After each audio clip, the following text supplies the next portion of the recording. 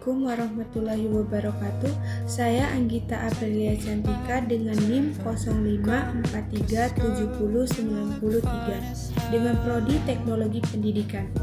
Di sini saya akan menjawab tugas yang pertama, yaitu sebutkan dan jelaskan 3 macam tren dan contohnya. Dalam logika dan ilmu filsafat, tren adalah satuan dasar dari sebuah proposisi atau pernyataan yang biasanya merujuk pada konsep, objek, atau entitas tertentu.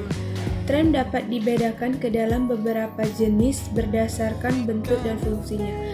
Berikut 3 macam tren. Yang pertama yaitu tren konkret, adalah tren yang merujuk pada sesuatu yang nyata atau berwujud secara fisik. Tren ini biasanya diamati secara indrawi. Contohnya yaitu meja, merujuk pada objek secara fisik. Kemudian gunung, objek alam yang dapat dilihat secara nyata. Kemudian yang kedua yaitu tren abstrak, adalah tren yang berwujud pada sesuatu yang tidak bersifat fisik, melainkan pada sifat, konsep, atau sifat. Contohnya keadilan, merupakan sebuah nilai atau konsep. Kemudian contoh yang kedua adalah kesedihan, merupakan keadaan emosional yang tidak dapat dilihat secara fisik. Kemudian yang ketiga yaitu tren umum atau generik, adalah tren yang mencakup banyak individu atau objek dalam suatu kategori atau kelas.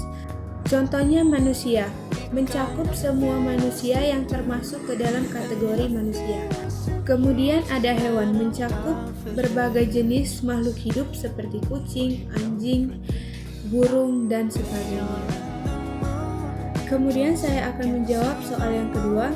Sesar pikir atau logical fallacies adalah kekeliruan dalam berpikir atau berargumen yang tampaknya logis tapi sebenarnya cacat secara rasional.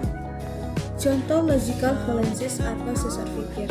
Yang pertama, ad hominem, atau menyerang pribadi bukan isi argumen. Contohnya pada kalimat ini, kamu gak usah ngomongin soal perubahan iklim, kamu kan bukan ilmuwan.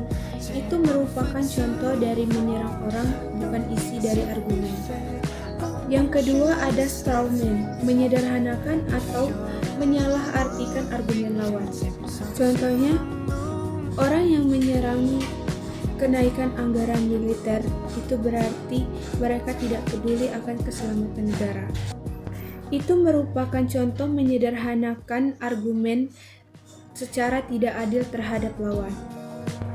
Kemudian false dilemma, pilihan ganda yang salah seolah hanya ada 2 opsi.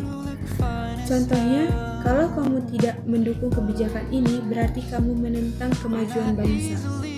Merupakan contoh seolah tidak ada posisi lain atau alternatif lain.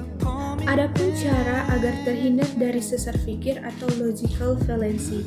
Yang pertama yaitu fokus pada logika atau bukti, bukan emosi atau identitas dari lawan bicara. Kemudian yang kedua yaitu uji argumen sendiri dan orang lain. Secara krisis, ajukan pertanyaan, apakah ini benar karena adanya bukti atau hanya asumsi. Kemudian yang ketiga, berpikir jernih dan objektif. Jangan terburu-buru menarik kesimpulan. Kemudian yang terakhir, belajar dari debat yang baik. Tonton atau baca debat formal untuk melihat argumen yang disusun secara logis.